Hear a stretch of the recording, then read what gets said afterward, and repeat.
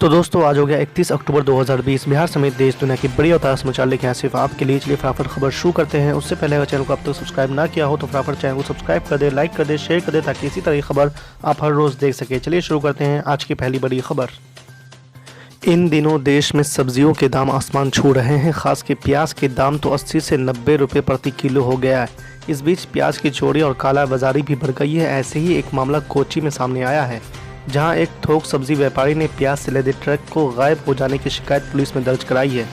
सब्जी व्यापारी मोहम्मद सियाद ने अपने शिकायत में कहा है कि उन्होंने महाराष्ट्र के अहमदनगर से 25 टन प्याज खरीदा और इसे लाने के लिए एक ट्रक भेजा। उन्होंने कहा है कि आमतौर पर ट्रक को पहुंचते पहुंचते एक सप्ताह लगता था, लेकिन एक महीने बाद भी इसका कोई पता नहीं चल पाया है। व्यापारी ने पुलिस को बताया है कि जब मैंने किसानों के सहकारी समिति को फ़ोन किया तो मुझे बताया गया कि ट्रक को 25 सितंबर को ही भेजा गया था।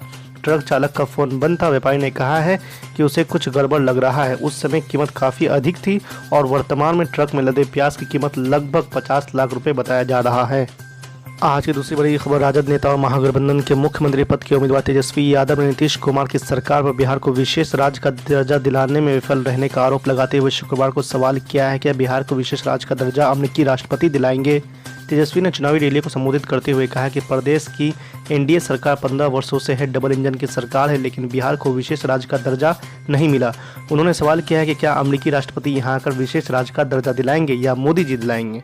उन्होंने मुख्यमंत्री नीतीश कुमार पर हमला बोलते हुए कहा है कि पिछले 15 साल के शासन में उन्होंने राज्य की शिक्षा, स्वास्थ्य और उद्योग की व्यवस्था को चौपट कर दिया है और यही वजह है कि वह बेरोजगारी, उद्योग और नौकरी, निवेश और पलायन जैसे मुद्दों पर बात नहीं करते हैं। राजद नेता ने सवाल किया है कि क्या उन्हें इन मुद्दों पर नहीं बोलना चाहिए। तेजस्वी ने रोजगार एवं विकास की चुनाव वादे को दोहराते हुए कहा है कि उन्हें सरकार बनाने का मौका मिला तो कैबिनेट की पहली बैठक में 10 लाख लोगों को सरकारी नौकरी देने के फैसला को मंजूरी देंगे। आज की तीसरी बड़ी खबर। केंद्रीय रक्षा मंत्री राजनाथ सिंह ने कहा है कि सत्ता को त्याग देंगे लेकिन भारत की 1 इंच जमीन को जाने नहीं देंगे। हम पड़ोसी देशों के साथ अच्छे संबंध चाहते हैं, हम ना तो किसी को 1 इंच जमीन लेंगे और ना ही देंगे। उन्होंने कहा कि बिहार रेजिमेंट के जवानों का बलिदान भुलाया नहीं जा सकता। वे उन माताओं को नमन करते हैं जिनकी कोख से उन जवानों ने जन्म लिया था। केंद्रीय रक्षा मंत्री केसरिया विधानसभा के हुसैनी स्थित डीपी उच्च विद्यालय के प्रांगण में जेडीयू प्रत्याशी शालिनी मिश्र के पक्ष में चुनावी सभा को संबोधित कर रहे थे। उन्होंने कहा कि कुछ लोग भ्रम पैदा कर रहे हैं कि चीन ने भारत की जमीन पर कब्जा कर लिया है।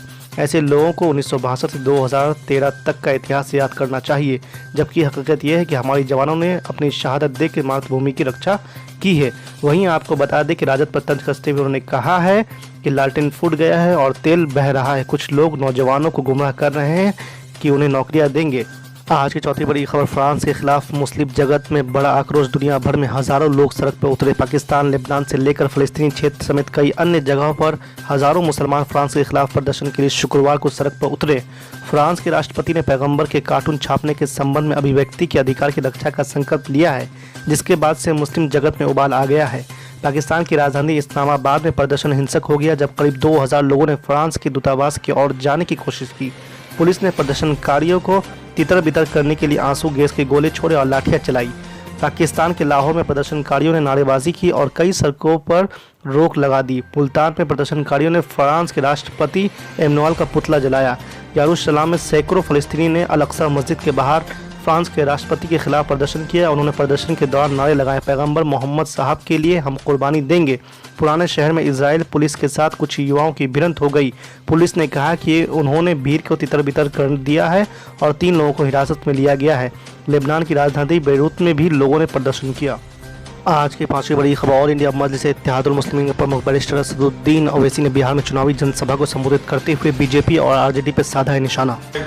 कि आरजेडी के लोग ये कह रहे हैं कि असदुद्दीन ओवैसी लौखा को आया है, हैदराबाद में रहते हैं, वो इतनी दूर है, यहाँ कैसे आ सकते हैं। मैं हमारे आरजेडी के और हमारे मुखालिफिन से ये बात कहना चाह रहा हूँ कि मैं जब 5 साल पहले बिहार को आया था तो मैं सिर्फ इलेक्शन लड़ने के लिए नहीं आया था, और आज भी जब मैं लौखा को आया हूँ यकीनन मैं अपने छोटे भाई की कामयाबी के लिए आपसे गुजारिश करने, आपसे विनती करने आया हूँ। मगर मेरा बुनियादी मकसद ये है कि जब हम बिहार को आए थे 5 साल पहले, जहाँ से हमने अपने सियासी सफर का आगाज किया, तो मैंने सीमांचल की सरजमीन में यही कहा कि मैं यहाँ पर अपने दिल को आपसे दिल से मिलाने के लिए आया हूँ। मैं अपने आपसे मोहब्बत के रिश्तों को बढ़ाने आया हूँ और मैं आपसे भी कह रहा हूँ कि जिस सरजमीन पर अल्लाह सुब्हानहू व तआला हमको मौका देता है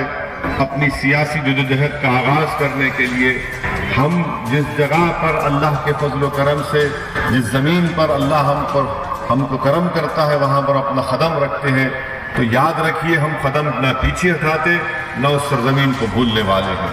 तो आरजेडी वालों से हम कहना चाहेंगे कि आप ये याद रखिए कि हम जब बिहार को आए हैं तो बिहार के हर हिस्से पर हम जाएंगे और हम कभी पीछे हटने वाले नहीं है। हाँ, आरजेडी के लोगों से मेरा ये सवाल है कि जब देवेंद्र यादव साहब CAA, NPR और NRC की लड़ाई में आपका साथ दे रहे थे, आपने सर्दी में हमारी माँ और बहनों ने निकलकर कड़ाके की सर्दी में आपने हर जगह पर एहतजाज किया, रैलीज निकाली, तो कौन आपके दरमियान में था सिवाय देवेंद्र यादव के? क्या कोई आरजेडी का लीडर आपके दरमियान में था CAA, NPR, NRC की लड़ाई में? मेरे भाई, जब क्या इलेक्शन भी नहीं था, मगर मैंने जैसा कहा कि देवेंद्र यादव साहब एक उसूल के आदमी है, वो कभी भी अपने उसूल से हटने वाले नहीं है और एक काबिल आदमी का एक काबिल बेटा आलोक है। जब NPR और CAA, NRC की लड़ाई हमारे लिए एक ऐसी लड़ाई थी, हमारी बका की लड़ाई थी, हमारे वजूद की लड़ाई थी, और जब सारे भारत देश में एहतजाज हो रहा था तो लोखा में भी बड़े पैमाने पर आकर हमने एहतजाज किया और हमारे खंडे से खंडा किसने मिलाया, हमारे साथ किसने नारा लगाया, किसने हमारे हौसलों को बुलंद रखा, किसने नौजवानों से कहा कि फिक्र मत करो, मैं तुम्हारे साथ खड़ा हूं, वो देवेंद्र यादव साहब थे। इसीलिए मैं आपसे गुजारिश कर रहा हूं कि इसको याद रखिए। हाँ, RSS के मोहन भागवत कहती हैं कि CAA, NPR, NRC के नाम पर मुसलमानों को गलत बयानी या गलत फहमी का शिकार कर दिया गया।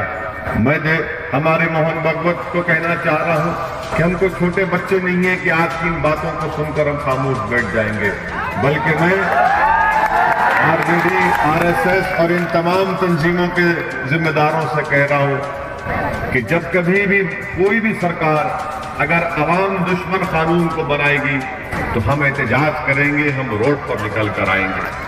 और आज पूरे भारत में, पूरे बिहार में कोरोना है। मोहन भागवत साहब याद रखिए, जिस दिन इंशाअल्लाह ताला कोरोना खत्म हो जाएगा, हम फिर से CAA, NPR, NRC की लड़ाई की शुरुआत करेंगे और इसमें हमको किसी की जरूरत नहीं है, अल्लाह हमारे लिए काफी है, क्योंकि हमने देख लिया कि आरजेडी के जिम्मेदार कभी इस लड़ाई में हमारा साथ नहीं दिए। जब NPR, CAA, NRC की लड़ाई लड़ी जा रही थी तो कोई आरजेडी का नेता सामने नहीं आया। अब चूंकि इलेक्शन आ चुका है, आपके वोट की जरूरत है, तो आपसे आकर भीख मांग रहे हैं कि हमारी मदद करो। आपसे मैं ही गुजारिश कर रहा हूं कि रहबर और रहजन में फर्क करिए, दोस्त और दुश्मन में फर्क करिए, मुफाद परस में और हमदर्द में फर्क करिए। जब इनका मुफाद आया तो आज आकर हमसे कह रहे हैं कि आप आरजेडी का साथ दीजिए। मेरे अजीज दोस्तों और बुजुर्गों, 15 साल आपने आरजेडी को वोट किया, उनको, उनके पार्टी से एक नहीं 2-2 लोगों को आपने मुख्यमंत्री बनाया। फिर बिहार की जनता ने नीतीश कुमार को 15 साल का मौका दिया। आप खुद अपने दिल पर जोर डालकर सोचिए, अपने दिमाग पर जोर डालकर सोचिए और अपने अंदर की आवाज से पूछिए कि 30 साल जो इन दो पार्टीज को मिला, इन्होंने बिहार को क्या दिया? बिहार को कुछ नहीं दिया, बिहार को बर्बाद करके रख दिया। आज बिहार में करप्शन इतना बढ़ चुका है कि गरीब को शौचालय बनाने के लिए 2000 की रिश्वत देना पड़ता है। प्रधानमंत्री आवास योजना में घर हासिल करने के लिए गरीब को 20,000 की रिश्वत देना पड़ता है। जब कोई शौचालय बगैर रिश्वत के नहीं बन सकता, जब किसी गरीब को उसका घर मिलना उसका हक है, बगैर 20,000 की रिश्वत के नहीं बन सकता, तो कौन आपकी आवाज बनेगा? कल तक आपको शिकायत थी कि हमारे पास विकल्प नहीं है, हमारे पास आरजेडी नीतीश कुमार को छोड़कर हम किसका साथ देंगे? मेरे अजीज दोस्तों और बुजुर्गों, आज आपके सामने एक विकल्प है, वो है आलोक यादव के रूप में, देवेंद्र प्रसाद के रूप में, असदुद्दीन ओवैसी के रूप में, उपेंद्र कुशवाहा के रूप में, राजभर करो